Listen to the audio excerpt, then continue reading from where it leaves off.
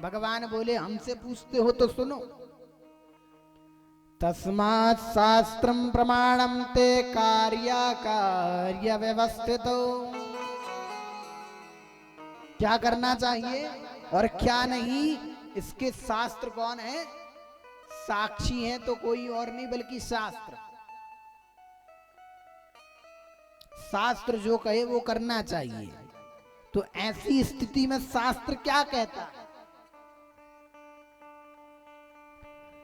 ब्रह्म बंधन हंतव्य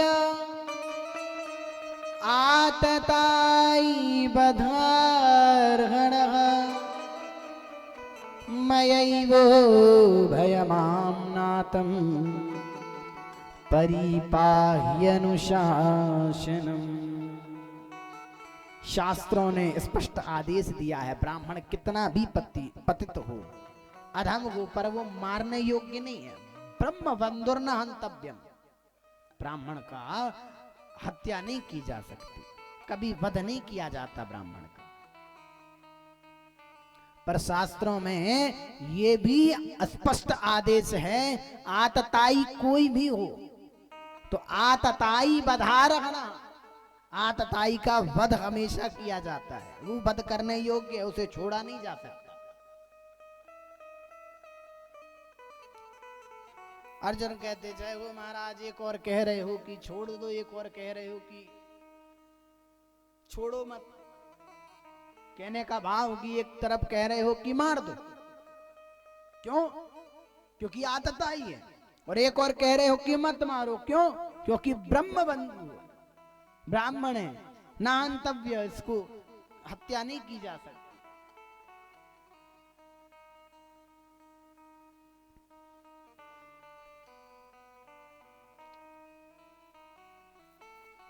भगवान बोले यो तो समझो कि श्री युधिष्ठिर जी महाराज सम्राट हैं, राजा हैं, तुम्हारे बड़े भाई हैं। वो जो आज्ञा दे रहे हैं ना, तुम्हें उसका पालन करना चाहिए।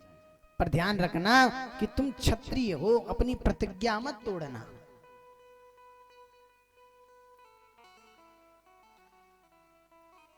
छात्र धर्म का पालन करना, क्षत्रिय धर्म का पालन करना, वचन रक्षा करना।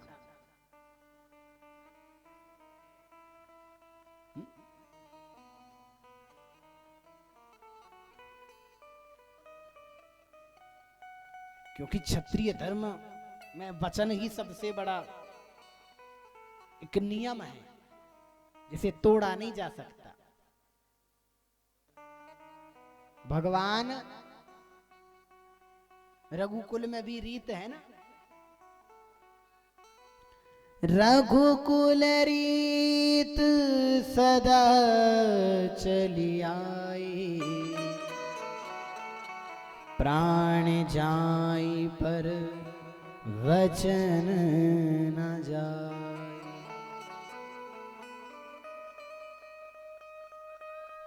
परमात्मा भी तो क्षत्रिय थे, राम जी। उन्होंने अपनी माता के वचन की रक्षा करने के लिए, दशरथ ने अपनी पत्नी को वचन दिया था, उस वचन की रक्षा करने के लिए अपने प्राणों से भी प्यारे पुत्र को वनवास दे दिया।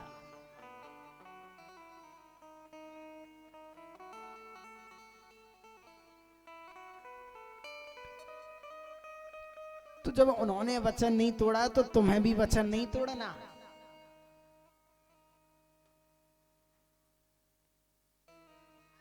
अर्जुन समझ गए कि ये टेढ़ी टांग वाला कभी सीधा बोलने वाला तो है नहीं, हमेशा करेगा तो टेढ़ी ही बात, क्योंकि इनका मामला सारा टेढ़ा। पर अर्जुन भी भगवान के पक्के चेला हैं, भगवान से ही भगवत गीता का ज्ञान प्राप्त किया। महाभारत में अर्जुन को तुरंत गीता का एक सूत्र याद आ गया। भगवान कह रहे थे कि माननीय पुरुषों का अपमान ही मृत्यु है, शरीर का वध नहीं। शरीर के वध को वध नहीं कहते, ये तो मौत है, इसे वध नहीं कहेंगे। माननीय पुरुषों का अपमान हो जाए, जिसके पास सम्मान ज्यादा है, यदि उसका अपमान यदि कर दिया जाए तो वो जितने बार उस अपमान को याद करेगा उतनी बार मरेगा, उतनी बार उसका वध होगा। संभावितस्य चा कीर्तिर मरणाद अतिरच्यते।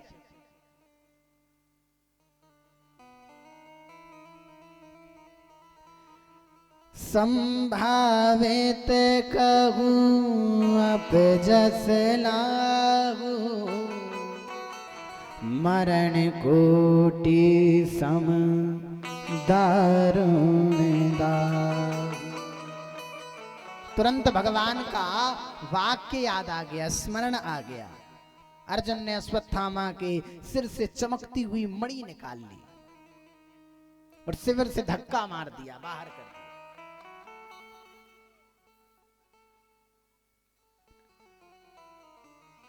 वपनम द्रविडादानम स्थानान्निर्यापणम तथा ईश ही ब्रह्मबंधूनां वधो नान्योस्ति देहिकः।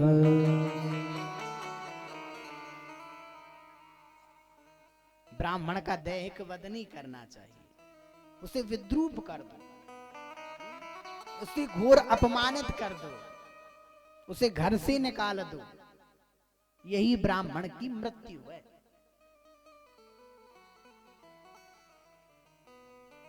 कहने का भाव ये कि यदि आपने इतना सब कर दिया किसी ब्राह्मण के साथ, यदि आपने उसे अपमानित किया है भरी सभा में, यदि आपने उसे अपने वचनों के द्वारा कुछ ऐसे वाक्य बोले कि जैसे उसके दिल पर ठेस पहुंची हो, तो वो भी ब्रह्म हत्या है।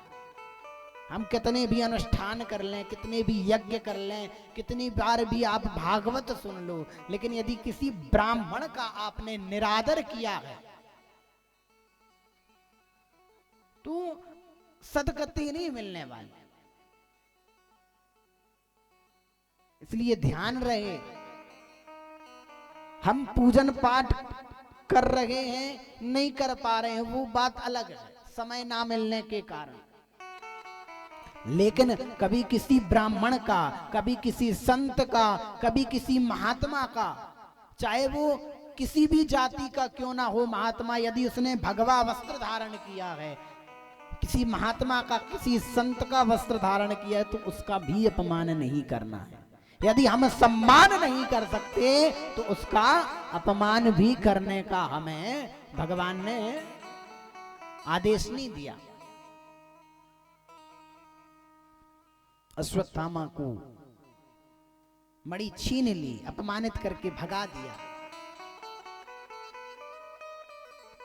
अपमान की ज्वाला से जलता हुआ अश्वत्थामा सोचने लगा कि मेरा भी नाम अश्वत्थामा नहीं, कि यदि इनके वंश में कोई पानी देने वाला भी मैं यदि छोड़ दिया। अपमानित होकर के चला गया। भगवान अब इधर पांडवों से बोले, भाई आपके बीच रहते रहते बहुत दिन हो गए, अब हमारे द्वारकावासी भी बहुत राह देख रहे हैं, अब हम अपने घर चलें। पर कोई भी पांडव प्रभु को भेजना ही नहीं चाहता, विदा ही नहीं करना चाहता। आपस में विचार किया, अंत में निर्णय लिया, देखो भाई आज नहीं तो कल तो विदाई देनी ही पड़ेगी। जब हमें कोई अधिक प्रिय लगने लगता है तो हम कहने लगते हैं ना, भैया अभी रुक जाओ, 2-4 दिन बाद में जाना, 2-4 दिन बाद जाना। फिर जब 2-4 दिन हो जाते कहते भैया बड़ा मन लग रहा है, 1 दिन और रुक जाओ।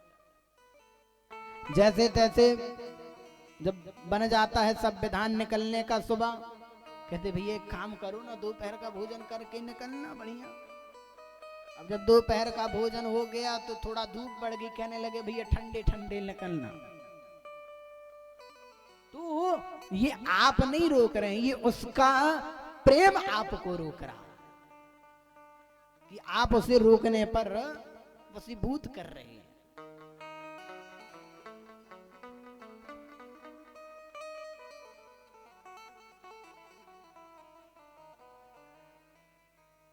भगवान रुक गए। लेकिन थोड़ी देर बाद क्या होता है, विदाई लेने के लिए आ गए, सभी लोग खड़े हुए हैं। भगवान द्वारिका जाने के लिए अपने रथ में एक कदम रख दिए। बड़ी अपूर्व झांकी है भगवान की। एक चरण धरती पर है और एक चरण रथ पर है। एक भुजा से रथ को चढ़ने के लिए पकड़ रखा है और दूसरी भुजा सबको अभय मुद्रा में आशीर्वाद दे रहे हैं।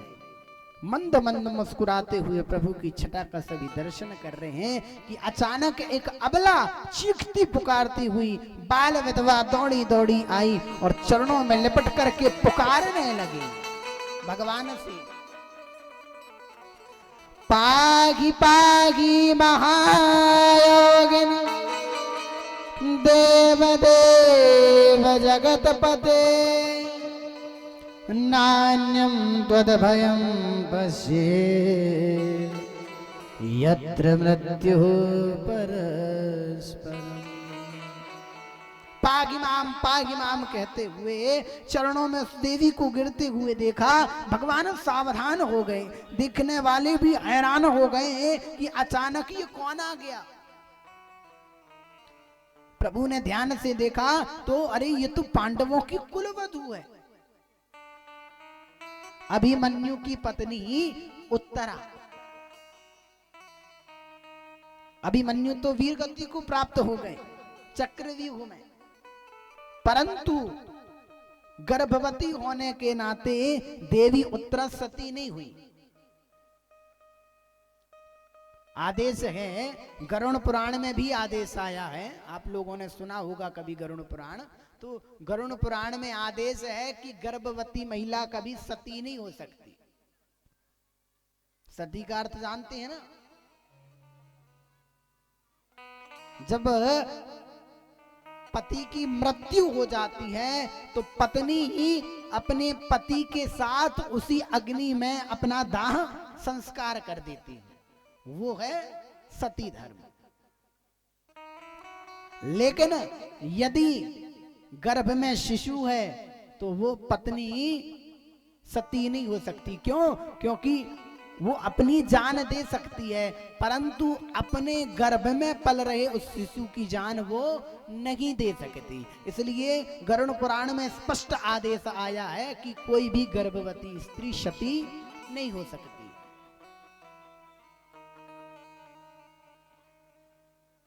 गिड़गिड़ाती हुई उत्तरा हाथ जोड़ करके बोली, प्रभु आज मुझे आपके अतिरिक्त कोई भी रक्षक इस त्रिभुवन में दिखाई नहीं दे रहा है। प्रभु के अतिरिक्त मेरा और कोई भी रक्षक नहीं, ऐसा दिव्य भाव मन में जागे।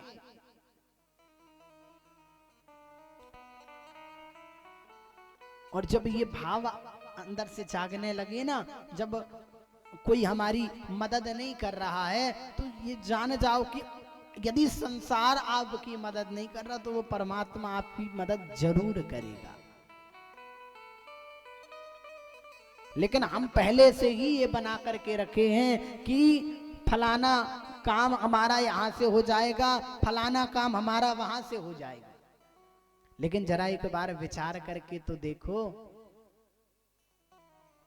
एक बार ये भाव रख करके देखो कि मैं कुछ नहीं करूंगा, अब जो होगा तो हनुमंत लाल जी करेंगे। बस इतना भाव रख लीजिए और फिर देखिए कैसे नहीं होता आपका काम।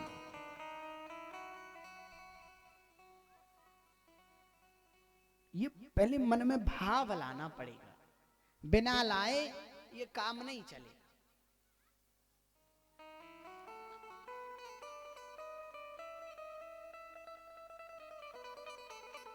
भगवान की तो प्रतिज्ञा है,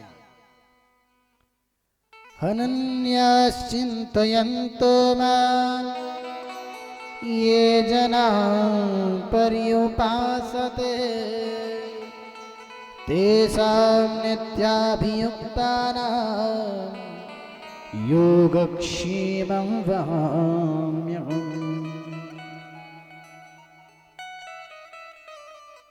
अनन्याश्रित होकर देवी उत्तरा चरणों में गिरी, क्षण भर का विलंब किया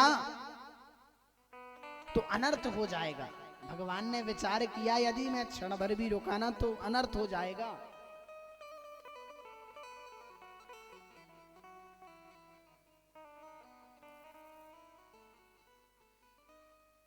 भगवती द्रौपदी ने भी प्रभु को पुकारा तो था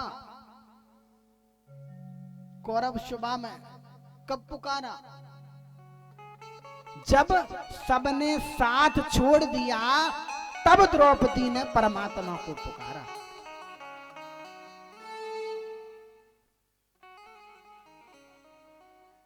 जब देखा कि भीष्म पितामह खड़े हुए हैं, जब देखा कि मेरे पांचों पति पांडव खड़े हुए हैं, किसी ने रक्षा नहीं की, न पांडवों ने की, न भीष्म पितामह ने की।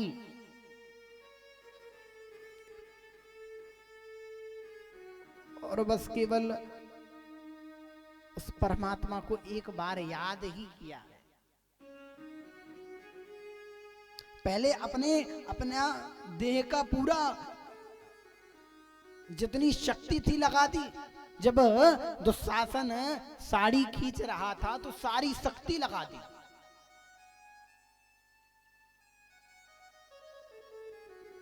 लेकिन वो साड़ी खींचने लगा, लज्जित हो गई बेचारी।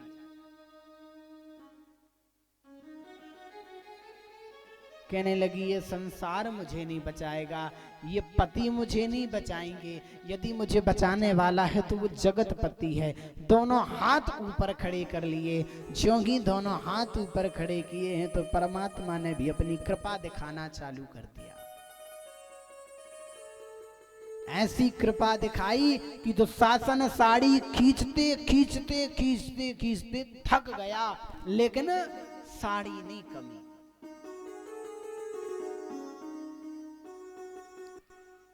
भगवान ने, एक बार की बात है, जब भगवान ने शिशुपाल को मारा ना चक्र से, तो जब चक्र चला तो भगवान की उंगली कट गई। बड़ी सभा में बहुत नारियां थीं, लेकिन किसी ने भगवान की मलहम पट्टी नहीं की।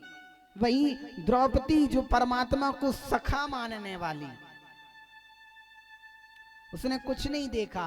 उसने ये नहीं देखा कि मैंने कितने रुपए की साड़ी पहनी है। तुरंत अपनी साड़ी का पल्लू फाड़ करके और भगवान को लगा दिया। भगवान ने तुरंत वहीं पर वरदान दे दिया कि इस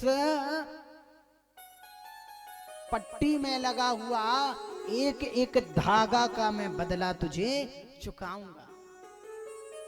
वही एक एक धागा आज एक एक साड़ी बन करके अभय के रूप में, वरदान के रूप में यहां द्रौपदी की रक्षा कर रही है।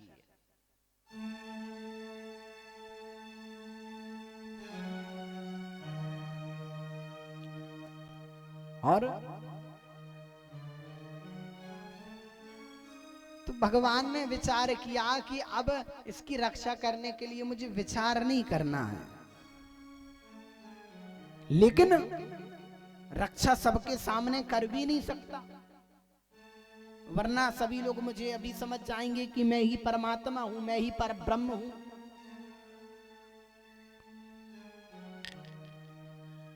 क्या किया भगवान? संसार की नजर में तो वहीं रथ पर खड़े हुए हैं, एक कदम रथ पर है तो एक कदम धरती पर, लेकिन अपना एक और स्वरूप बना करके जो किसी को दिखाई नहीं दे रहा, अदृश्य रूप में भगवान अंगुष्ठ मात्र गर्भ में धारण करते हैं। अंगुष्ठ मात्र स्वरूप बना करके गर्भ में धारण करके, और भगवान ने उस शिशु की रक्षा की। उत्तरा के गर्भ में प्रवेश करके उस शिशु की रक्षा की।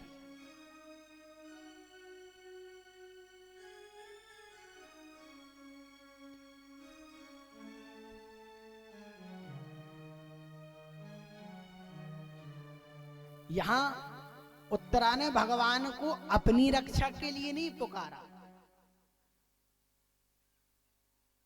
यदि ये विचार किया जाए कि उत्तरा को कष्ट था तो इसीलिए नहीं, उत्तरा को ये लग रहा था कि मेरे अंदर जो शिशु पल रहा है, अरे उसने किसी का क्या बिगाड़ा है, कम से कम उसे तो पृथ्वी पर आ जाने दो। जैसे ही वो आ जाता है तो फिर मेरी मृत्यु हो जाए, मुझे कोई लेना देना नहीं, मुझे इससे कोई समस्या नहीं।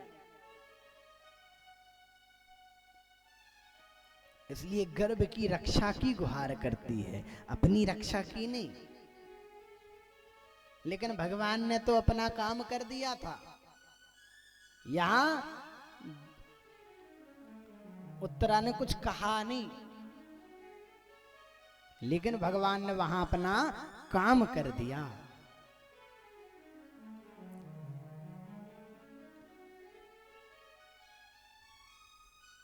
धन्य है उत्तरा का सौभाग्य। इस भारत भूमि में माताओं ने अपने गर्भ में भक्तों को धारण किया। ये तो सुना ही होगा,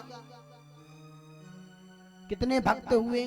कयादु ने अपने गर्भ में प्रहलाद जैसे भक्त को रखा, सुनीति ने अपने गर्भ में ध्रुव जैसे भक्त को रखा, कल कथा आएगी। लेकिन उत्तरा ही एक ऐसी नारी है, उत्तरा ही एक ऐसी स्त्री है जिसने भगवान को अपने गर्भ में धारण किया।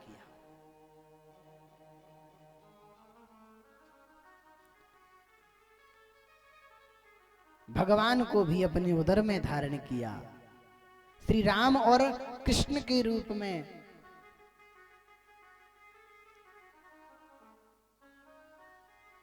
कितना सुंदर भाव।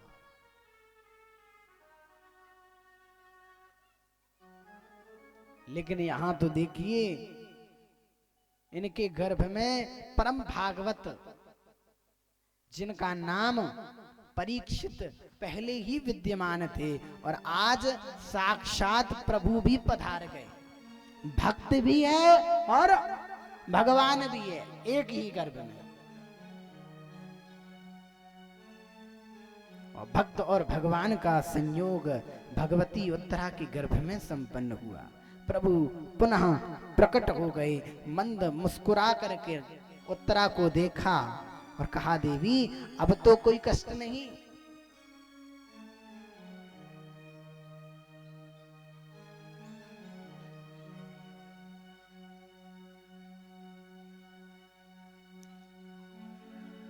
इस प्रकार भगवान ने उत्तरा पर कृपा की।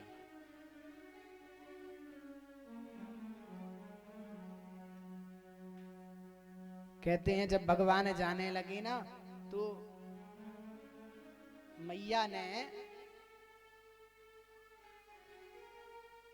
मैया कुंती, उन्होंने भगवान को आज क्या कहा है, कृष्ण को कृष्ण नहीं कहा, द्वारकाधीश नहीं कहा। क्या कहते हैं, कृष्ण हम तो सब जान गए हैं, तुम तो हमारे भगवान हो। कहने लगे, बुआ आप ये कैसी बातें कर रही हो,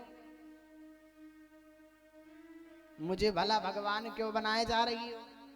कहने लगे, अरे तुम तो भगवान ही हो हमारे, क्योंकि हम जानते हैं जब जब हमें कष्ट हुआ है ना, तब तुम ही तो भगवान बन करके और हमारी रक्षा किए। आप तो हमारे भगवान हो। अच्छा मैया, मैं भगवान हूं तो फिर तो भगवान का काम होता है सबको देना, भगवान तो फिर वरदान भी दे देते हैं।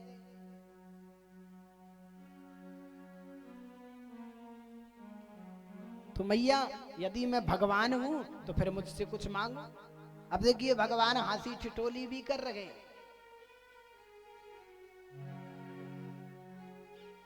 क्या कह रहे हैं, अर्जुन से कहा, अर्जुन देखो बुआ कह रही हैं कि मैं भगवान हूं, अब जब मैं भगवान हूं तो फिर मुझसे कुछ मांगो। अर्जुन कहते, प्रभु आपने इतना तो सब दे दिया, अब आपसे और क्या मांगू।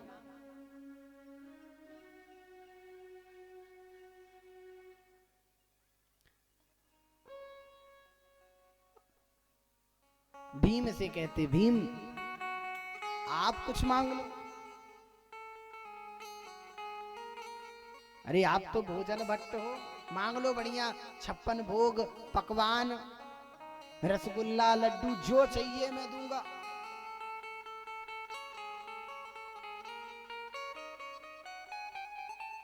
भीमसेन कहने लगे भैया कन्हैया, जानता हूं कि लोग मुझे भोजन भट्ट कहते हैं, लेकिन बस मैं इतना चाहता हूं, केवल इतना चाहता हूं कि जब जब भोजन करूं, जब जब भजन करूं, जब खाऊं, जब सोऊं, तब तब तेरा सुमिरन बना रहे, तुझे भूलूं नहीं।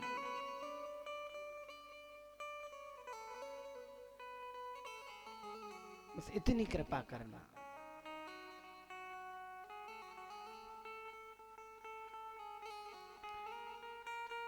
युधिष्ठिर से कहते हैं भैया आप कुछ मांग लीजिए।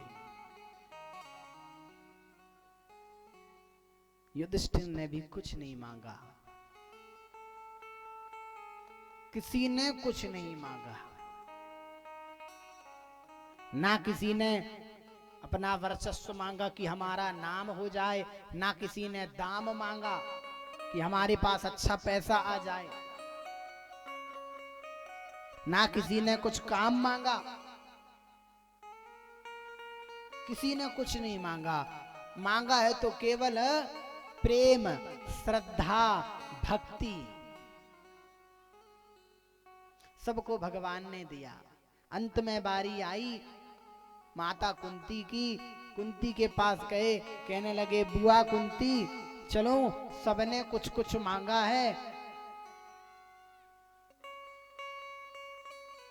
अब आप ही रह गए, आप भी कुछ मांग लो।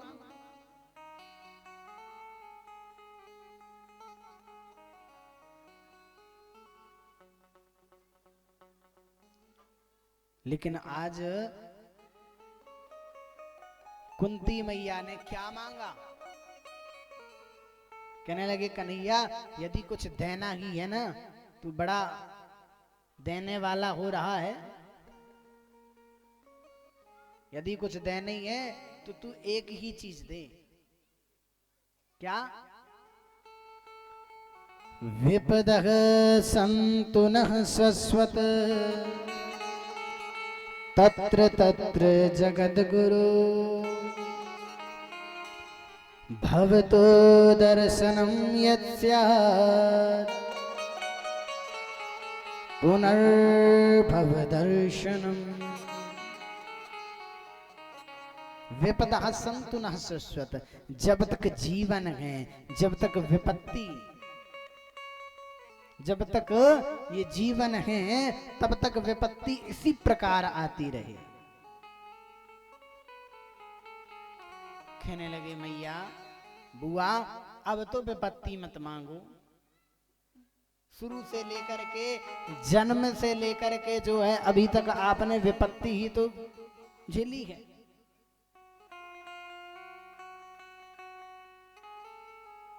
जब जन्म हुआ तो आप अपने पिताजी के पास नहीं रह पाई,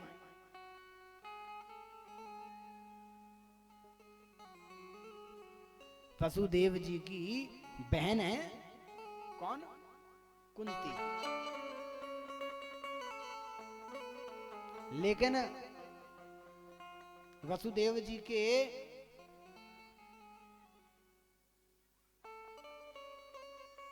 पिताजी के एक बहुत अच्छे मित्र थे जिनका नाम था कुंती राज, जिनकी कोई संतान नहीं थी। उन कुंती राज ने इस कन्या को मांग लिया। चूंकि मित्रता ज्यादा थी, घनिष्ठता थी, तो उन्होंने दे दिया और तब से इनका नाम पड़ गया कुंती। कहने लगे आप इतने बड़े महलों की अधिष्ठात्री होने के बाद भी आपने कष्ट पाया, हाँ? बालपन में ही आपने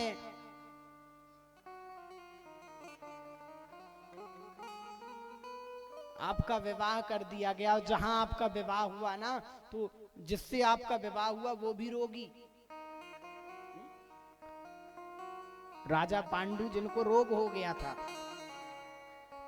क्या रोग था? पीलिया।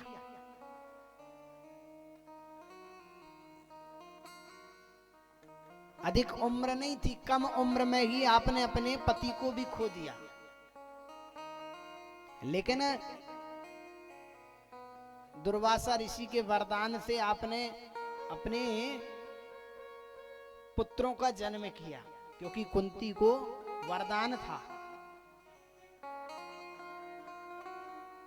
एक मंत्र दिया था दुर्वासा जी ने, उस मंत्र को जब जाप करती जिस भी देवता का स्मरण करके, और वो पुत्र हो जाता। लेकिन हम जब माताओं को कुछ बातें बताते हैं ना, कुछ नियम बताते हैं, तो माताओं को संदेह होता है। क्या संदेह होता है? कि गुरुजी ने बताया है, भी ये सच है कि नहीं। प्रैक्टिकल करो, पहले हम देख लेंगे उसके बाद। तो कुंती मैया ने भी प्रैक्टिकल किया। क्या किया? सूर्य नारायण के सामने खड़े होकर के उस मंत्र का जाप किया। सूर्य देव प्रकट हो गए। प्रकट हो गए तो कहने लगे, बोलो देवी क्या वरदान चाहती हो? कहने लगे, बस मैं तो ऐसे ही देख रही थी, उस मंत्र को चेक कर रही थी, ये मंत्र प्रभावित होगा कि नहीं।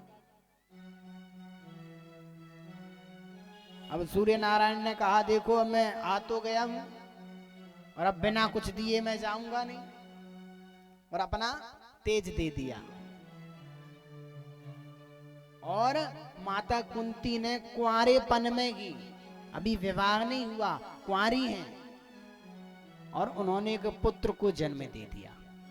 चूंकि सूर्य का अंश था, इसलिए वो सूर्य पुत्र हुआ, सूर्य की तरह तेजस्वी, जिसका नाम पड़ा कर्ण।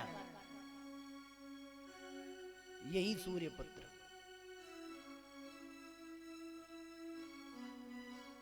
जब युधिष्ठिर अपने भाई कौरवों का पिंडदान कर रहे थे ना, तो 100 पिंडदान करना था। वही माता कुंती पहुंच गई। कुंती कहने लगी, बेटा एक पिंडदान और कर देना। कहने लगे, मैया मैंने तो 100 पूरे कर दिए, अब किसका करना है? हमारे तो 100 ही भाई हैं, और भी कोई कौरव भाई हैं क्या? कहने लगे, बेटा कौरव भाई तो नहीं है, मेरा ही एक पुत्र है। कहने लगे, मैया ऐसा कौन है पुत्र? कहने लगे, तेरा बड़ा भाई जिसका नाम कर्ण। बड़ा दुख हुआ युधिष्ठिर को। कहने लगे, मैया आपने हमारे ही हाथों, हम भाइयों के हाथों हमारे बड़े भाई को मरवा दिया। इतना बड़ा रहस्य आपने कैसे छिपा लिया?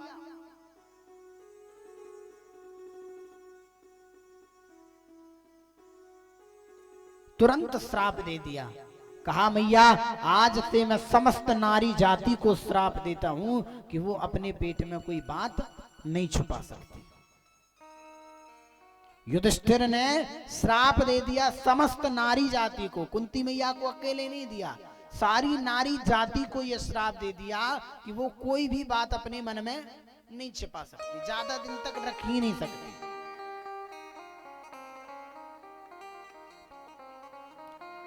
और चेक करना है तो कभी इतना बस कह देना, आप कोई गूढ़ बात बताइए, और बताने के बाद केवल इतना कहना ना, क्या कि मैंने केवल तुमसे बताई है, किसी से और बताइयो मत।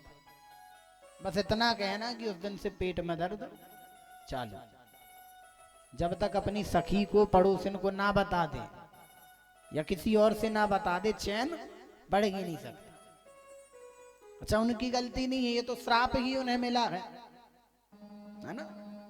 तो अपनी ऐसी कोई पर्सनल बातें हों, अपने तक सीमित रखना, और यदि प्रचार करवाना हो तो ही कहना, और कहने के बाद कह देना कि किसी को बताइए मत।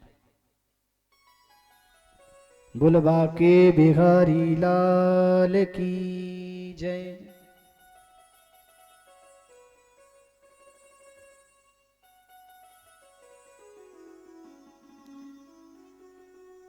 आज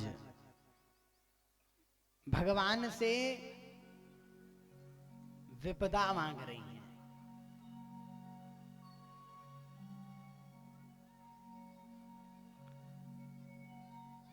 भगवान ने कहा मैया इतना तो आपने कष्ट पाया,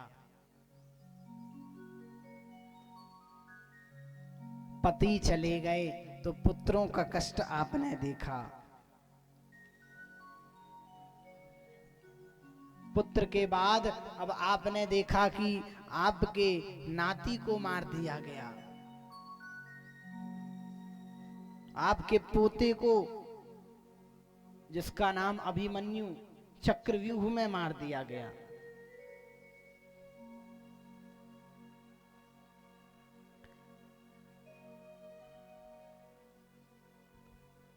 लेकिन विपदा मांगी, क्यों मांगी? क्योंकि जान रही हैं कि प्रभु यदि हम सुख में होते हैं ना तो परमात्मा को हम याद नहीं कर पाते। सुख में सुमिरन कोई ना करे और दुख में करे सब कोई।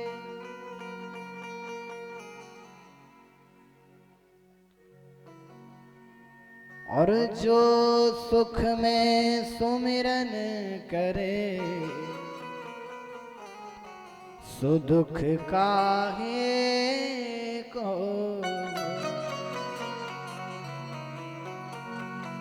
प्रभु आप ही जानते हो, सुख में कोई आपको नहीं सुमिरता। यदि सुमिरते हैं तो जब हमें कष्ट आता है, जब हमें दुख आता है,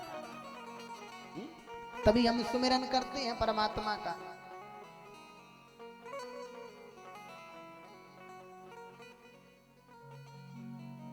इसलिए हे प्रभु, हे परमात्मा, मैं तो केवल आपका भजन करते रहूं।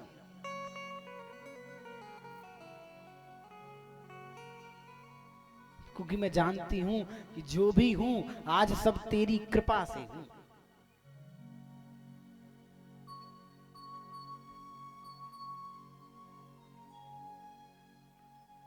इसलिए मैं विपदा मांग रही हूं।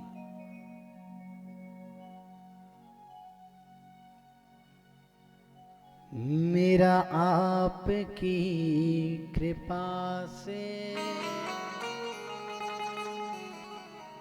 सब काम हो रहा,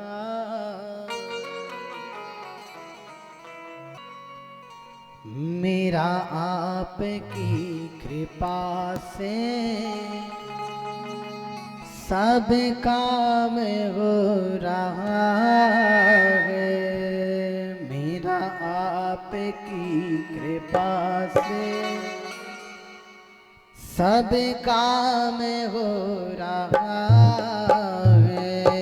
मेरा आपकी कृपा से सब काम हो रहा है। मेरा आपकी कृपा से सब काम हो रहा है। मेरा आपकी कृपा से सब काम हो रहा है। करते हो तुम कन्हैया, करते हो तुम कन्हैया, करते हो तुम कन्हैया, करते हो तुम कन्हैया। मेरा नाम हो रहा है। मेरा आपकी कृपा से सब काम हो रहा है। मेरा आपकी कृपा से सब बड़े भाव से काम हो रहा है।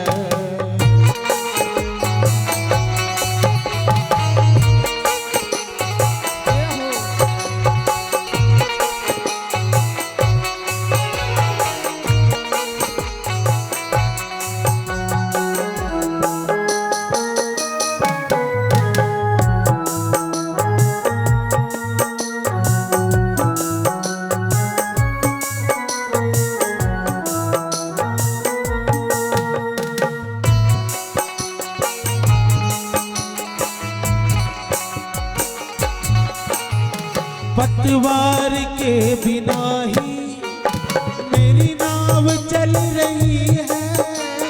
पतवार के बिना ही मेरी नाव चल रही है। कन्हैया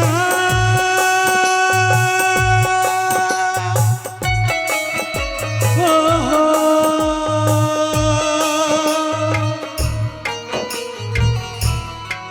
मेरे प्यारे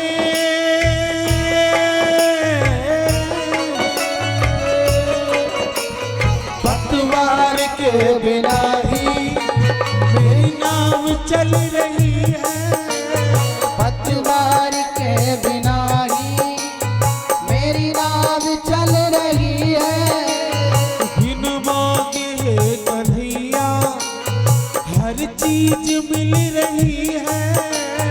बिन मांगे कन्हैया हर चीज मिल रही है।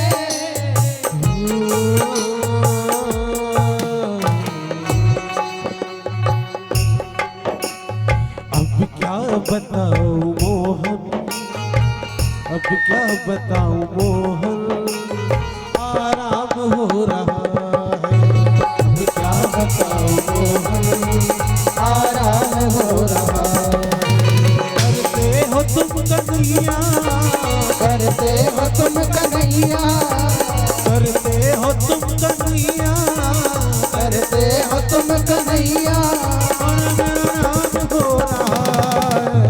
मेरा आपकी कृपा से सब काम हो रहा है। मेरा आपकी कृपा से सब काम हो रहा है।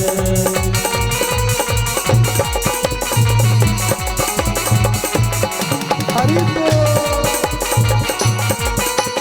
बोल बाके बिहारी लाल की।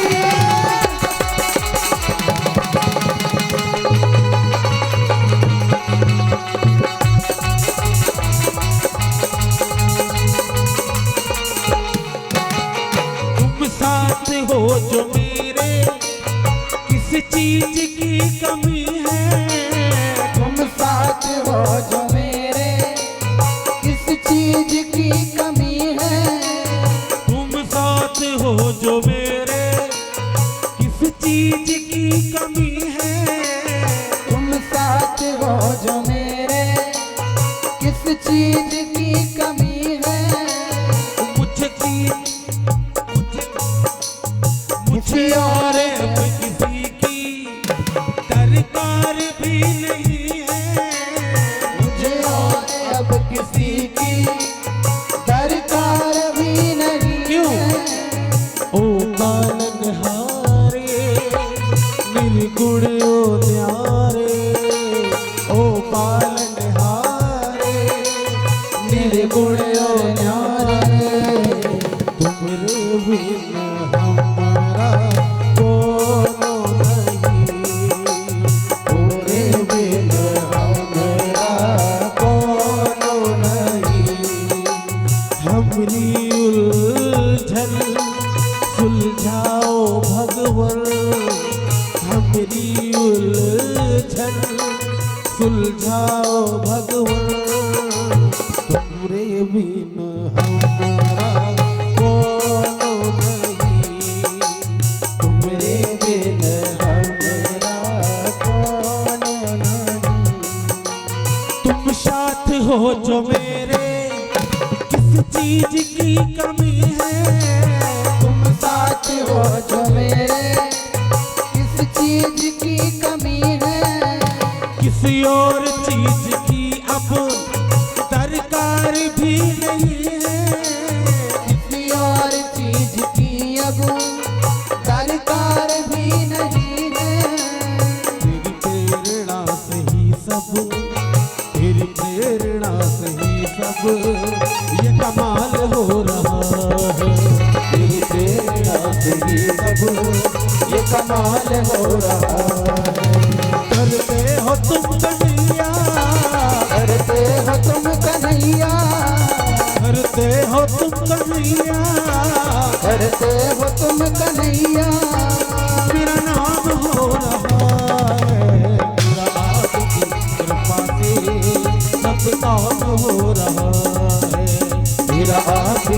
कृपा से सब काम हो रहा है।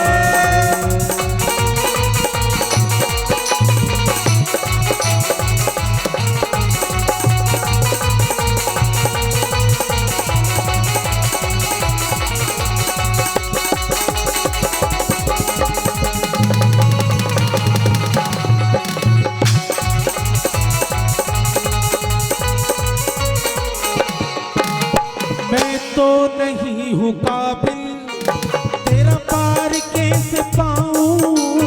मैं तो नहीं हूँ काबिल तेरा पार कैसे पाऊँ। मैं तो नहीं हूँ काबिल तेरा पार कैसे पाऊँ। मैं तो नहीं हूँ काबिल तेरा प्यार कैसे पाऊँ। टूटी हुई वाणी से गुणगान कैसे गाऊँ। टूटी हुई वाणी से गुणगान कैसे गाऊँ।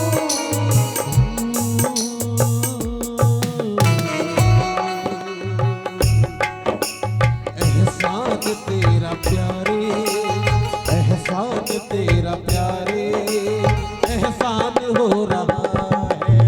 एहसान तेरा प्यारे एहसान हो रहा है। करते हो तुम कन्हैया, करते हो तुम कन्हैया, और करते हो तुम कन्हैया, करते हो तुम कन्हैया। मेरा नाम हो रहा है, मेरा आपकी कृपा से सब काम हो रहा है। मेरा आपकी कृपा से सब काम हो रहा है। मेरा आपकी कृपा से सब काम हो रहा है। 7 वर्षों से यहाँ भागवत की गंगा बह रही है और हर वर्ष जो है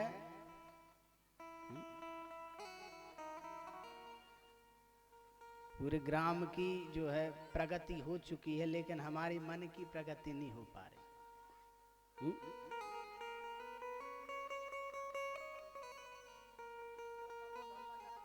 प्रेम से बोलो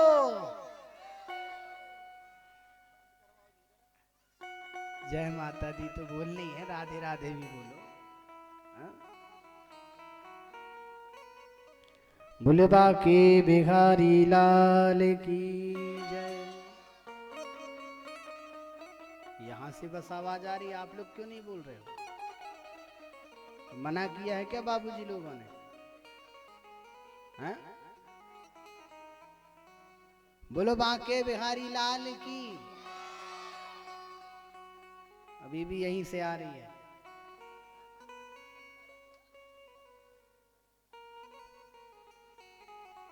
ऐसा भी नहीं है कि हमारा ये वाला कान खराब हो। हाँ?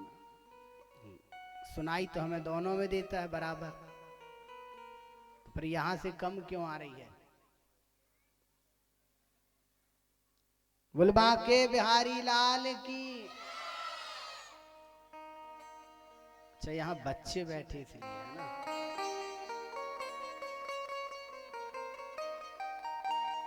लेकिन सुना है कि इनसे ज्यादा आवाज तो आप लोगों की आती है। जब घर में कोई वाद विवाद हो जाए तो फिर ज्यादातर माते की आवाज सुनाई देती है। बाबूजी लोग तो शांत हो जाते हैं। जहां बोलना चाहिए वहां बोलो, है ना। यहाँ पर बोलना है, घर पे शांत रहना है।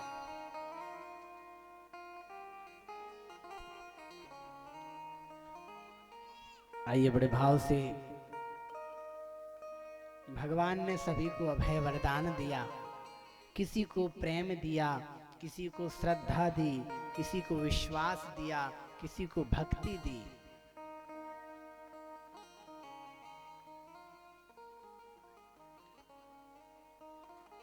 लेकिन जब भगवान जलने लगे ना, तो भगवान को याद आया कि अभी मेरा एक भक्त और है। कौन? जिसका नाम है भीष्म पितामह।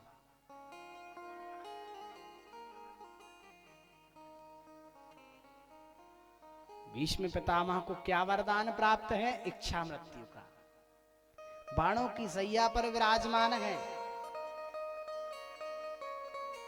हर क्षण ऐसा कष्ट प्राप्त हो रहा है जैसे 1000 बिच्छू एक साथ डंक मारते हैं। जिस प्रकार कष्ट होता है, पीड़ा होती है, वही पीड़ा हो रही है हर क्षण हर पल। लेकिन फिर भी मृत्यु को आने नहीं दे रहे। क्यों? क्योंकि वो जान रहे हैं कि जब मेरा अंत समय आ जाएगा, वो अंत समय में मुझे कोई नहीं चाहिए। अंत समय में मेरे सामने मुझे मेरे कान्हा चाहिए, मेरे कन्हैया चाहिए। कृष्ण का इंतजार कर रहे हैं।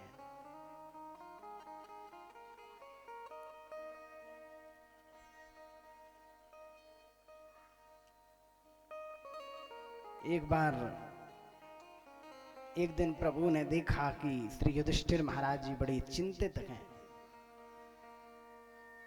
बड़े परेशान दिखाई दे रहे हैं। प्रभु ने पूछा, क्या बात है भैया? समस्त शत्रुओं का पराभव करके आज सम्राट की पदवी पर विभूषित हो रहे हो, फिर भी मुंह लटकाए हो। युधिष्ठिर जी भी बड़े विमोहित हो उठे। प्रभु जरा बताओ, जिन महापुरुषों की उंगली पकड़कर हमने चलना सीखा, जिनकी गोदी में खेले, जिनको हमेशा दंडवत करके प्रणाम किया, मैंने उन्हीं सबको आज समाप्त कर दिया।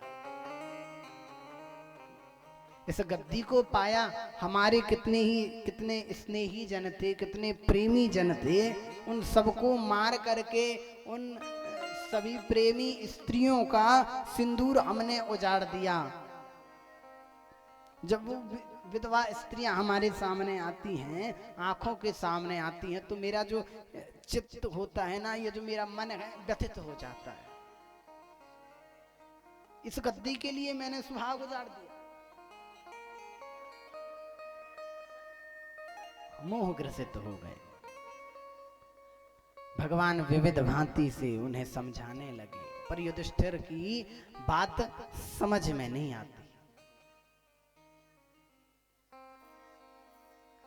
क्योंकि युधिष्ठिर जी द्वारकाधीश प्रभु को अपना छोटा भैया मानते हैं ना,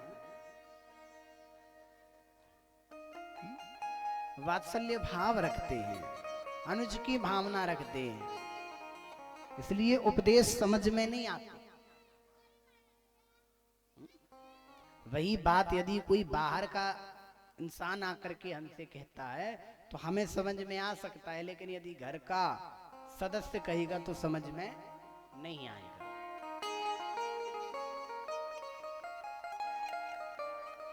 उपदेशक के प्रति गुरुत्व की भावना हो।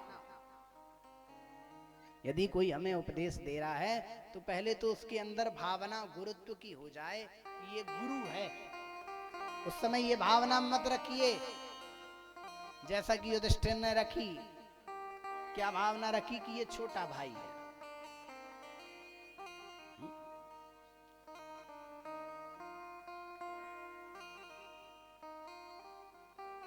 भगवान समझ गए कि इन्हें किसी बुजुर्ग के पास ले जाना चाहिए।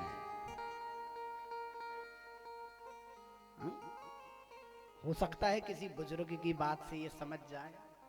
अब उनके बुजुर्ग कौन? भीष्म पितामह। कहने लगे, चलो पितामह भीष्म से मिलने चलते हैं। समस्त पांडव परिकर को लेकर के प्रभु पधारे हैं।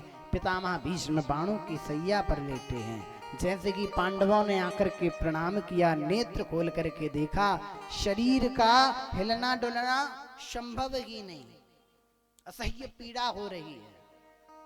सामने अर्जुन दिखाई पड़ रही हैं। अरे अर्जुन, तुम्हारा सारथी नहीं आया क्या? प्रश्न करते हैं। प्रभु तुरंत सामने आ गए। दादाजी, मुझे याद किया क्या? भीष्म बोले, तो अच्छा, आप तो यहां हो, फिर छिपकर क्यों खड़े हो? तनिक सामने आओ। भगवान तुरंत सामने आए। कहिए दादाजी कैसे याद किया? पितामह भीष्म बोले अर्जुन पहचानते हो इन्हें? अर्जुन बोले इन्हें कौन नहीं जानता दादाजी। भीष्म ने कहा कौन है ये तो बताओ। अर्जुन बोले हमारे मामा वासुदेव जी के पुत्र वासुदेव कृष्ण। पितामह हंसने लगे, कहते वाह अर्जुन, कभी तो तुम मामा का लड़का बताते हो, कभी अपना सचिव बताते हो, कभी अपना सचिव मान करके परामर्श लेते हो, कभी दूत बना करके संदेश वाहक बन जाते हो, कभी गुरुजी बना करके गीता का ज्ञान ले लेते हो, कभी सारथी बना करके घोड़ों की लगाम थाम देते हो। कितने नाते हैं तुम्हारे।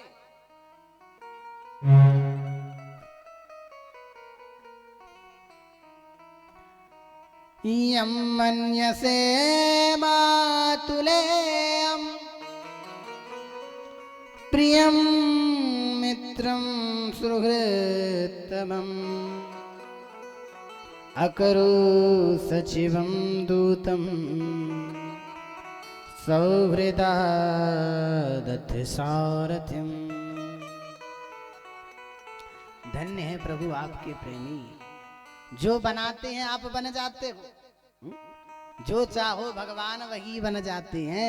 भगवान सेवक बनने को भी तैयार है, कोई सेवक बनाने वाला तो मिले। तो पितामह भीष्म स्मरण कर रहे हैं अर्जुन तुमने इन्हें क्या क्या नहीं बनाया। भगवान की ओर इशारा करते हुए पितामह भीष्म कहते हैं प्रभु अब एक अंतिम इच्छा मुझ दास की भी पूरी कर दो। हे प्रभु ये देह बाणों की सैया पर आपके दर्शन प्रतीक्षा में इसलिए पड़ा था कि जब तक आप नहीं पधारेंगे तब तक मैं जाने वाला नहीं हूं। प्रतीक्षा करवा करके आप आए हो तो थोड़ी सी प्रतीक्षा मैं भी आपको कराना चाहता हूं।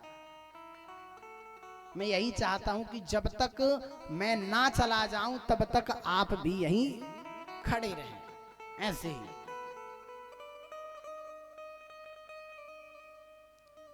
अब अंतिम स्थिति है पितामह भीष्म की। कहने लगे प्रभु आपने इतनी प्रतीक्षा कराई, अब मैं आपको प्रतीक्षा कराना चाहता हूं। सदेव देवो भगवान प्रतीक्षता कलेवरं यावदिदं हितोऽन्यहम् प्रसन्न दारुणलोचनोल्लसन् मुखाम्बुजो ध्यानपथश्चतुर्भुज।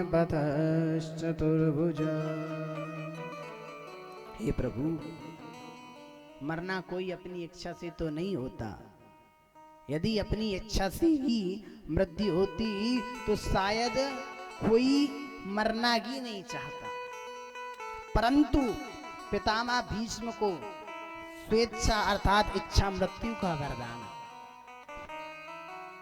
वो जब तक ना चाहे तब तक उन्हें मौत भी नहीं मार सकती।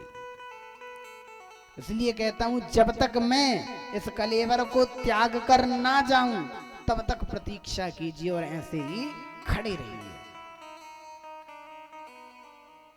भगवान ने मन में सोचा बढ़िया ड्यूटी लगा दी, मरने वाला है, इच्छा मृत्यु का वरदान, अब पता नहीं कब तक खड़ी रखेगा। अब भगवान जाने किस संवत में ये जाने का विचार बनाए, कब तक खड़ा रहना पड़े। जहां मुंह लटकाया कि पितामह भीष्म ने कहा महाराज सुनिए ये लटका हुआ चेहरे देखने के लिए थोड़े ही खड़ा कर रखा हूं। जब तक खड़े हैं मुस्कुराते रहो महाराज। आपकी मुस्कान ना आपकी जो मुस्कान है उसमें भी बड़ा अद्भुत चमत्कार है।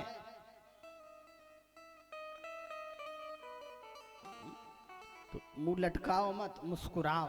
खड़ा किया है आपको मुस्कुराने के लिए, ना कि मुंह लटकाने के लिए। लखी जिन लाल की मुस्कान, तिनहि विसरि वेद वेद सब योग संयम ज्ञान।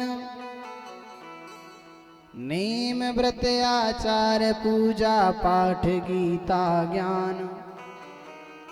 रसिक भव बद दृगदयी, असी चीक के मुख म्यान।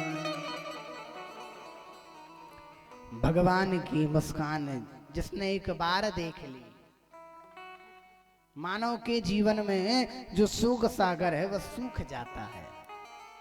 शोक का जो सागर वो सूख जाता है। भगवान की मुस्कान को देखते ही खारा पानी जो भरा है वो खाली हो जाता है। प्रभु की मुस्कान का दर्शन करते ही उस पात्र में प्रेम अमृत भर जाता है। धर्मराज की ओर इशारा किया प्रभु ने, आप तो पूछ लीजिए भाई, जो कुछ आपके मन में संकल्प हो, विकल्प हो, कोई प्रश्न हो तो पूछ लो। इसे महाभारत में भीष्म गीता कहते हैं। महाभारत में एक गीता आई जिसका नाम भीष्म गीता। जैसे भगवत गीता है ना महाभारत में, वैसे भीष्म गीता भी।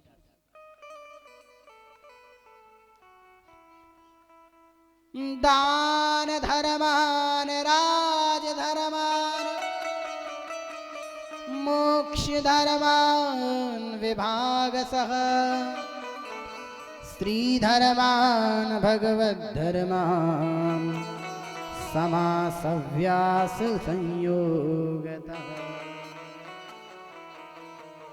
समस्त धर्मों का बृहद उपाख्यान है, व्याख्यान किया, पर किसी को संक्षेप में भी कहा, किसी को विस्तार से। उस दिव्य धर्म के मर्म को जानकर युधिष्ठिर जी महाराज सहित समस्त पांडवों का शोक दूर हो गया। अब माघ शुक्ल का दिन आ गया। पितामह भीष्म को लगा अब बढ़िया समय है, सूर्य उत्तरायण हो चुके हैं, प्रभु सामने खड़े हैं। माघ शुक्ल, इससे शुभ घड़ी और कब आएगी? उत्तरायण काल की प्रतीक्षा थी पितामह भीष्म की, वो भी पूरे हो गई। 6 महीने उत्तरायण और 6 महीने दक्षिणायन में रहते हैं सूर्य भगवान। देवताओं के लिए दक्षिणायन ही रात्रि है और उत्तरायण ही दिन है।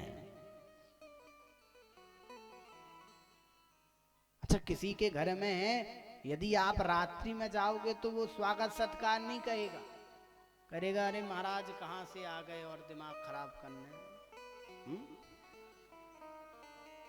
लेकिन यदि आप दिन में चले जाओ, कितने प्रसन्न होंगे, स्वागत भी करेंगे, मन नहीं भी है तो स्वागत करेंगे। तो उत्तरायण देवताओं का दिन है, इसलिए इंतजार किया भीष्म पितामह ने कि मैं उत्तरायण में जाऊंगा। जाने वालों के लिए दरवाजे खुले मिलते हैं, ऐसी शास्त्रीय मान्यता है। और हमारे प्रभु भी उत्तरायण हैं। प्रभु कैसे हैं? क्योंकि उत्तरा के गर्भ में जाकर के परीक्षित की रक्षा करने वाले भगवान कौन हुए? उत्तरायण। एक नाम भगवान का उत्तरायण भी। कैसे? उत्तरा में ही उन्होंने अयन बनाया हो। अयन का एक अर्थ है घर। तो उत्तरा ही जिनका घर बन गया हो, उत्तरा का गर्भ जिनका घर बन गया हो, वो उत्तरायण है।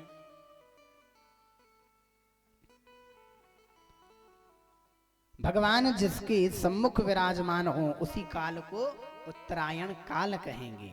और भगवान जिसके विमुख हो जीव के लिए वही दक्षिणायन काल हो जाता है।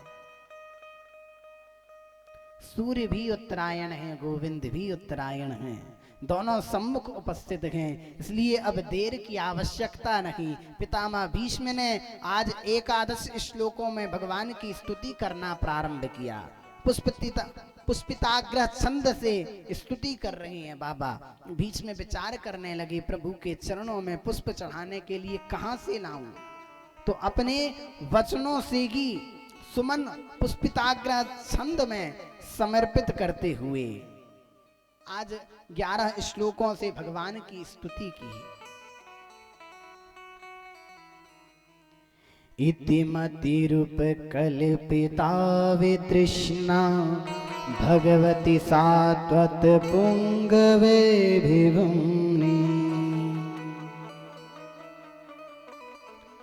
स्वसुखमुपगते क्वचिद् विघरितुं प्रकृतिमुपेयिषु यद् भवप्रवाह त्रिभुवन कमलं तमालवर्णं रविकरगौरवराम्बरं दधारे वपुरलककुलावृतौनिनाब्जं विजय सखे रतिरस्तु मे नवद्या।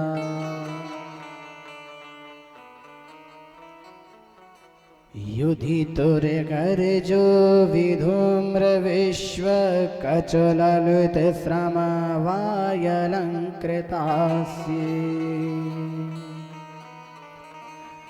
मम निशित शरैर्विभिद्यमान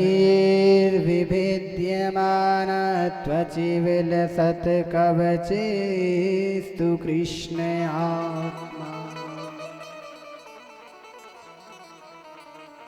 एक एक करके 11 श्लोकों से स्तुति की। पहले श्लोक में क्या कहना चाह रहे? इति मति रूप कल्पिता वितृष्णा।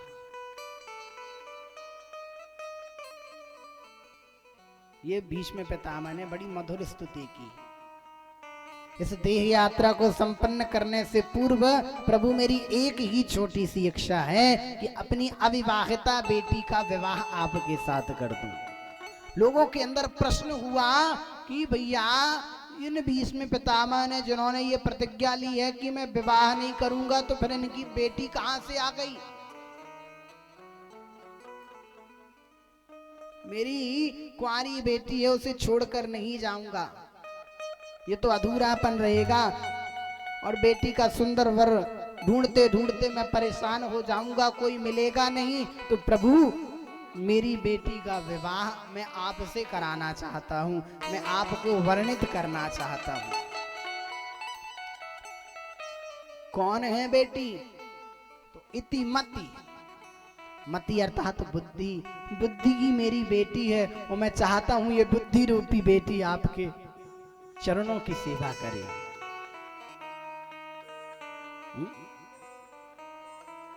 भगवान ने उस भाव को स्वीकार किया और भगवान ने आज कृपा की भीष्म पितामह पर।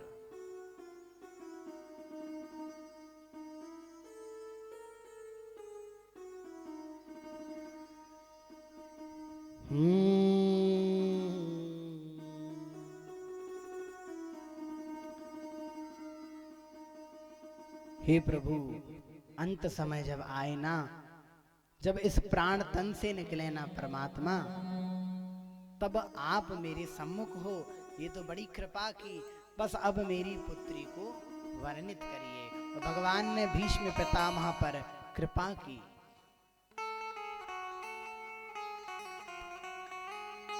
और इन्हीं भीष्म पितामह अर्जुन उत्तरा के पुत्र हुए राजा परीक्षित। अब भगवान तो चले गए, यहां पर पुत्र का जन्म हुआ, राजा परीक्षित का जन्म हुआ। और परीक्षित ने देखा कलयुग का बड़ा ही व्यापार फैला हुआ है। कलयुग ने सारा अंधकार मचा रखा है।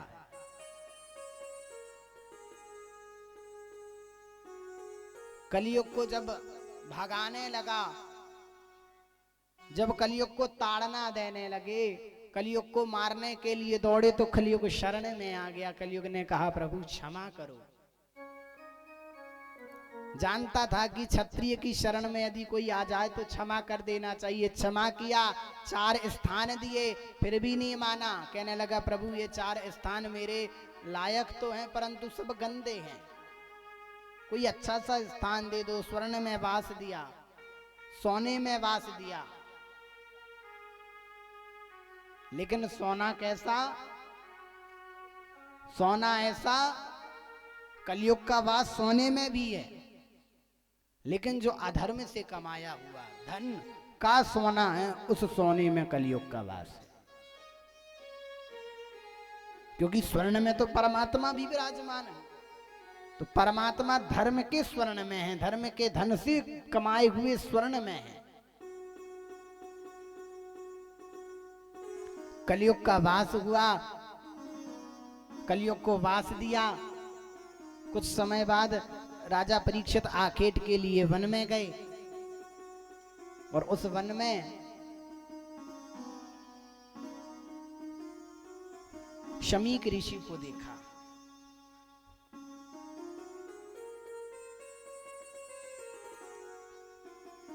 चूंकि कलयुग का प्रभाव हो चुका था, इसलिए शमीक ऋषि का अपमान कर दिया। लेकिन शमीक ऋषि तो कुछ नहीं जानने वाले, उन्हें कुछ पता ही नहीं।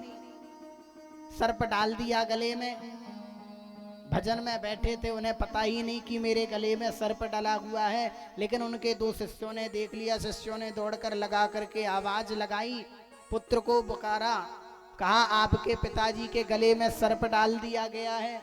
पुत्र जिसका नाम श्रृंगी, श्रृंगी ने वहीं से बैठे बैठे देखा, जैसे ही क्रोध में भर करके लाल आंखों से आए, देखा पिताजी के गले में सर्प, तो डंडे से लेकर के सर्प को फेंक दिया। पिताजी को खूब हिलाया डुलाया, पिताजी उठिए उठिए, लेकिन पिताजी नहीं उठे। लेकिन पिताजी तो ध्यान में मग्न है, उसे थोड़ी पता कि ध्यान में लगे। तुरंत गंगा जी का जल लिया और श्राप दे दिया कि जिस भी मनुष्य ने ये अधर्म किया है, जाओ मैं उसे श्राप देता हूं कि 7वें दिन उसे तक्षक नाग डस लेगा, और जिसके डसने से उसकी मृत्यु हो जाएगी। तनिक देर बाद जब ध्यान टूटा शमीक ऋषि का, कहने लगे बेटा क्यों रो रहे हो? कहने लगे बेटे, श्रृंगी ऋषि कहने लगे पिताजी हमने तो सोचा कि आप उस सर्प ने मार दिया है, सर्प ने काट लिया है, इसलिए आप उठ नहीं रहे थे। कहने लगे तो बेटा रोने की क्या बात है, अब तो उठ गया ना। कहने लगे पिताजी आप तो उठ गए, लेकिन मैंने बहुत बड़ा अनर्थ कर दिया। क्या किया? पिताजी पता नहीं, मैंने किसी को श्राप दे दिया। पिताजी ने योग से ध्यान लगाया, देखा तो परम भागवत राजा परीक्षित को तुमने श्राप दिया। बेटा तुमने ये क्या किया? वो तो बहुत धार्मिक व्यक्ति है, इनके पूर्वजों ने कृष्ण की सेवा की है, जिसे तुमने श्राप दे दिया।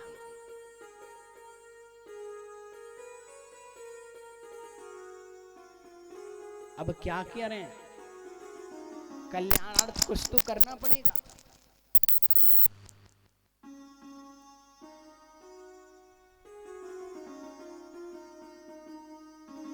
बोलिए बाके बिहारी लाल की जय।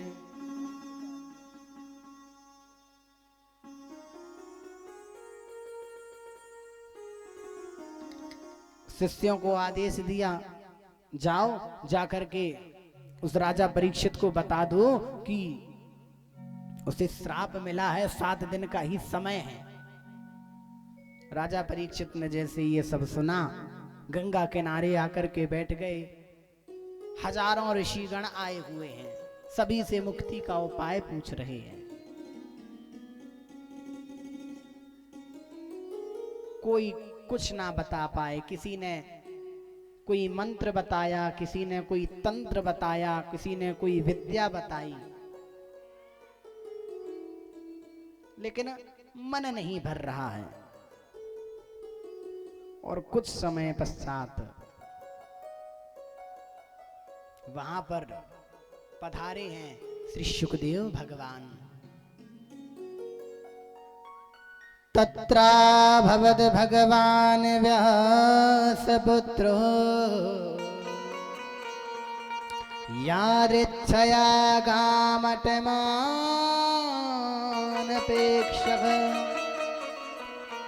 अलक्ष्यलिंगो निजलाभतुष्टो व्रतश्च बालैरवधूतवेषः।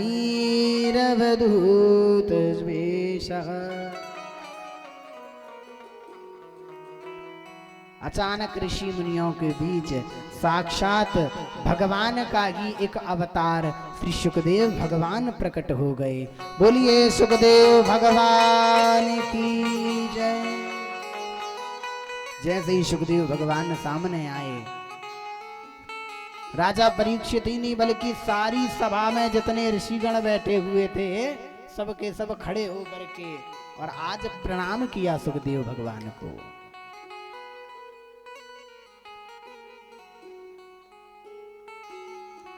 इस प्रकार भगवान ने अब कल से सुखदेव भगवान राजा परीक्षित को कथा सुनाएंगे।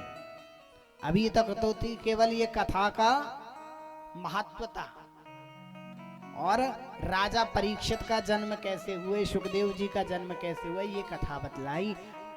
कल से सुखदेव भगवान और परीक्षित जी को कथा श्रवण कराएंगे। आइए बड़े भाव के साथ आरती की तैयारी करते हैं और 2 मिनट हरि नाम संकीर्तन करेंगे बड़े भाव से। आज नर्मदा प्रकट्य उत्सव है। हम सनातन धर्मियों की एक बड़ी दुविधा है। दुविधा ये है कि हम लोग नर्मदा जयंती मनाते हैं। एक बात बता दूं, नर्मदा जयंती नहीं होती है ना। जयंती उनकी मनाई जाती जो शहीद हो जाते हैं। नर्मदा मैया शहीद नहीं हुई है, इसलिए उनकी जयंती नहीं मनाना है। नर्मदा जी प्रकट हुई थी आज के दिन, इसलिए सदैव क्या कहना है, आज का दिन कौन सा दिन है, नर्मदा प्रकट उत्सव। जिस प्रकार भगवान राम प्रकट हुए, भगवान कृष्ण प्रकट हुए, इसी प्रकार नर्मदा मैया भी प्रकट हुई है ना। तो जितने भक्तजन बैठे हुए हैं तो ये ध्यान रहे कि नर्मदा मैया की जयंती नहीं मनाना है। क्या मनाना है, नर्मदा प्रकट उत्सव। जय हो, जय जय राधा। बोल नर्मदा मैया की जय। तेरे बगैर न सजदे किए मैंने, बसा के दिल में तुझे बंदगी की है मैंने। बोर होंगे कोई जिन्हें मौत आ गई होगी, मारे से पाई है जिंदगी।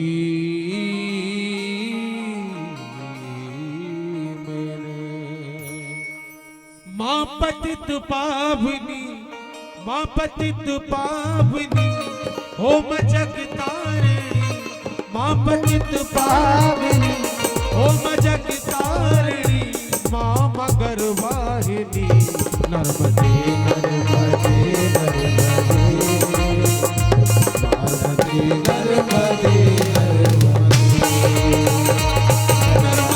नर्मदे नर्मदे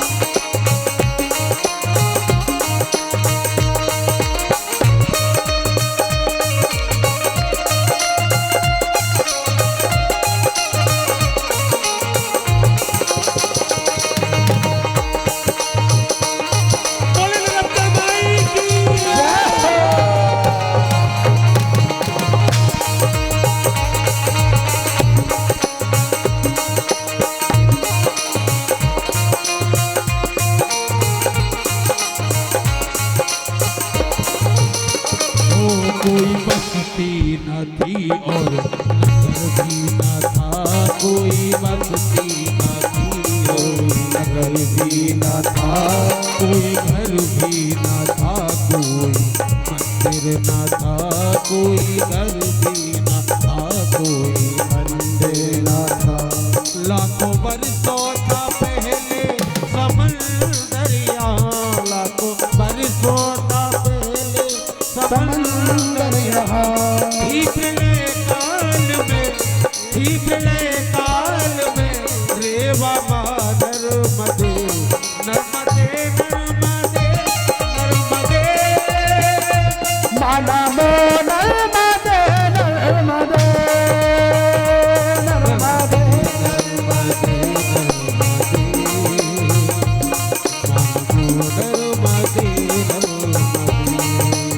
बोल नर्मदा मैया की जय हो।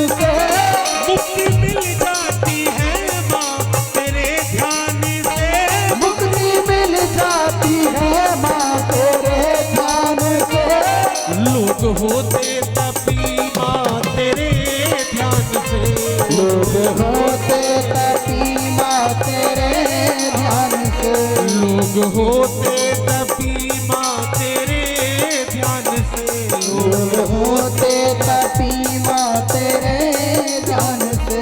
तू है भवतारिणी, तू है भवतारिणी, तू है भवतारिणी रेवा नर्मदे नर्मदे नर्मदे मानव नर्मदे नर्मदे नर्मदे नर्मदे नर्मदे मानव नर्मदे नर्मदे।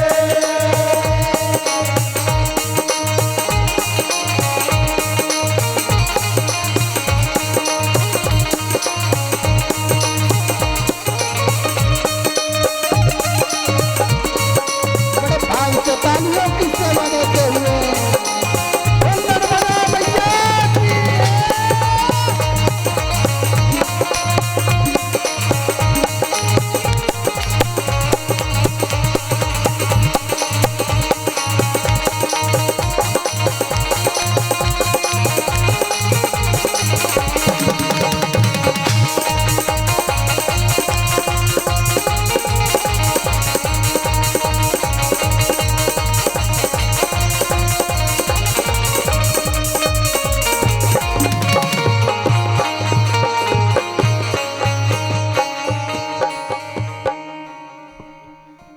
बोलिए नर्मदा मैया की जय।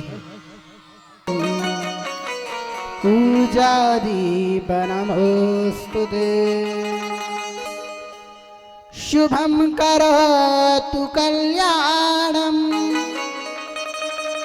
आरोग्यं सुख संपदा शत्रुबुद्धिर्विनाशं च दीपो ज्योति नमोऽस्तु ते।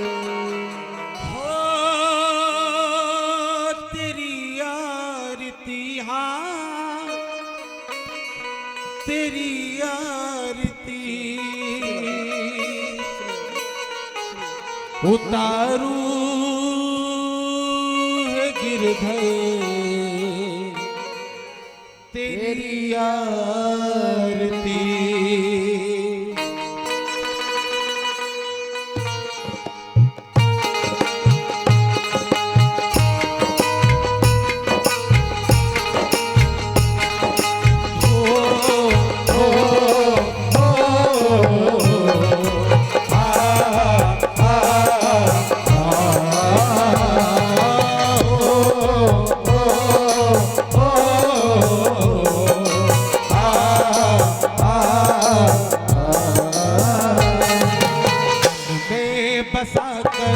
तेरी मूर्ति मन में बसाकर तेरी मूर्ति उतारू है गिरधर तेरी आरती।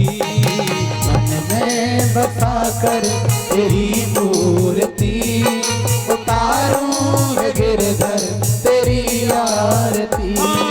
तेरी आरती हाँ तेरी आरती तेरी आरती हाँ तेरी आरती तेरी आरती हाँ तेरी आरती तेरी आरती हाँ तेरी आरती उतारू लाला तेरी आरती। मैं बसाकर तेरी मूर्ति उतारू है गिरधर तेरी आरती। जय हो। तालियों की सेवा देते हुए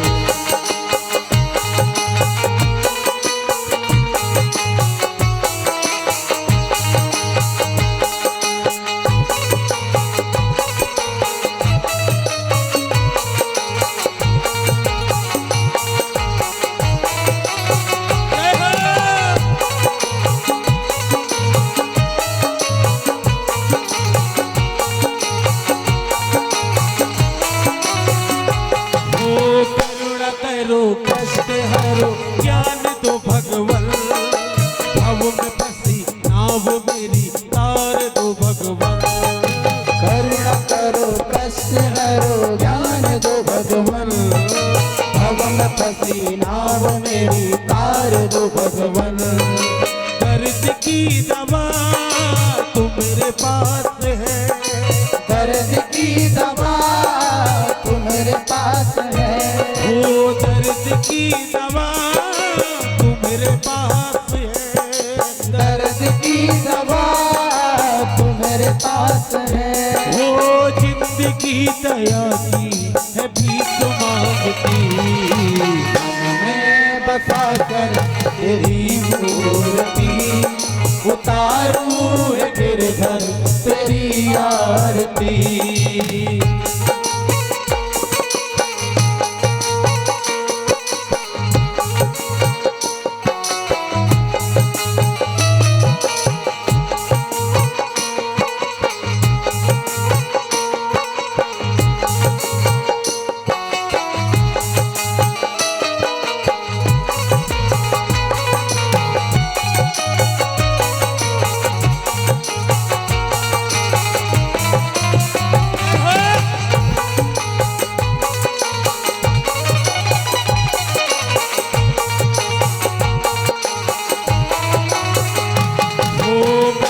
तुझसे क्या यही मैं सोचूं भगवन जिंदगी जब तेरे नाम कर दी अर्पण। मांग तुझसे क्या मैं यही सोचूं भगवन जिंदगी जब तेरे नाम कर दी अर्पण। सब कुछ तेरा कुछ नहीं मेरा सब कुछ तेरा कुछ नहीं मेरा कुछ तेरा कुछ नहीं मेरा सब कुछ तेरा कुछ नहीं मेरा। वो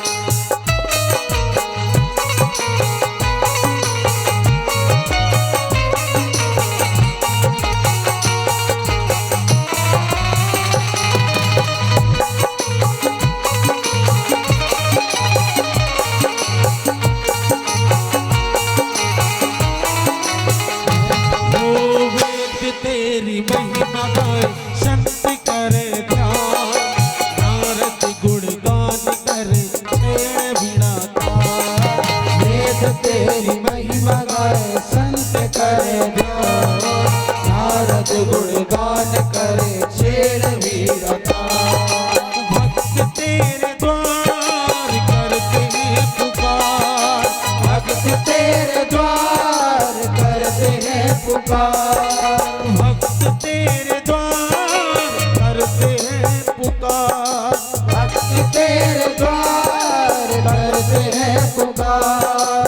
दास व्यास गाए तेरी आरती, मैं बसा कर तेरी मूर्ति, उतारूं रे गिरधर तेरी आरती, मैं बसा कर तेरी मूर्ति, उतारूं तेरी आरती।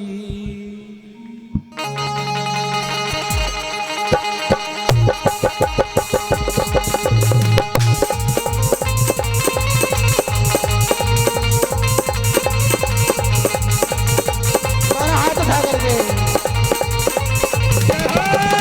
उतार लियो रे, उतार लियो रे, सावरे की आरती उतार लियो रे, उतार लियो रे, उतार लियो रे, सावरे की आरती उतार लियो रे, उतार लियो रे, उतार लियो रे, मारे बाकी आरती उतार लियो रे, उतार लियो रे, उतार लियो रे, मारवा की आरती उतार लियो रे।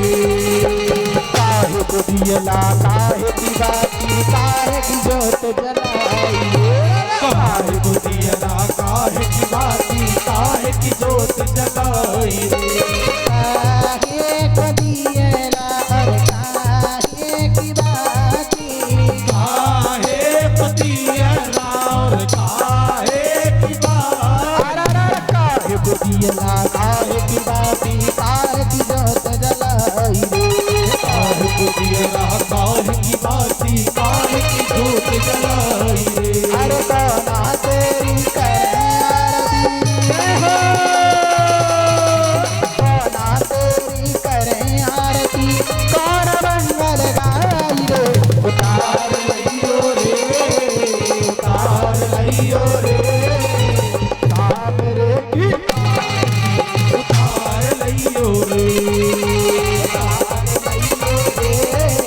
उतार लियो रे, सावरे की आरती उतार लियो रे।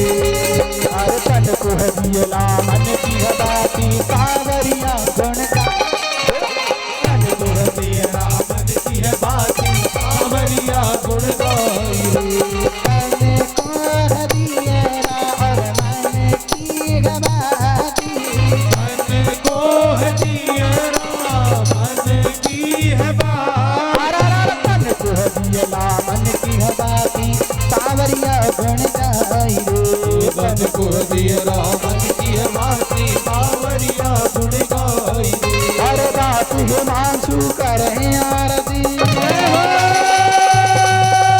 बात हिमांशु करे आरती, सब हिल मिल कर गाओ रे, उतार लियो रे, उतार लियो रे, सावरे की आरती उतार लियो रे। काल की विकराल की जय, काल की विकराल की जय बोलो महाकाल की, करुण मंगल आरती उज्जैनी महाकाल की, करुण मंगल आरती उज्जैनी महाकाल की, करूर मंगल आरती मेरे हनुमत लाल की, करुण मंगल आरती मेरे हनुमत लाल। जनता रखवाला हनुमान उनके कौन बिगाड़े, जिनका रखवाला हनुमान उनके कौन बिगाड़े काम, उनके कौन बिगाड़े काम, उनके कौन बिगाड़े काम, उनके कौन बिगाड़े काम, उनके कौन तो तू तो करता था शुभ काम तू तेरा रखवाला हनुमान। तो करता था शुभ काम तेरा रखवाला हनुमान। तू तो करता था शुभ काम तेरा रखवाला हनुमान। कर्पूर गौरम करुणावतारम संसार सारम बुद्धिप्रभावम सदा वसंतम हृदयारविंदे भवं भवानी मंदार माला तुलसीदाय कपालमाला विघ्नराय विघ्नराय विघ्नराय नमः शिवाय ओम नमः शिवाय। त्वमेव माता सविता त्वमेव बन्धु सखा त्वमेव विद्या द्रविणं त्वमेव सर्वं मम देव। नंदिगणवंशी वाले गोकुल के राजा मेरी अखियां तरस रही अब तो आजा। वाले गोकुल के राजा मेरी अखियां तरस रही अब तो आ हो अब तो आ हो अब तो आ हो अब तो आ हो अब तो आ हो अब तो आ हो अब तो आ अब तो आ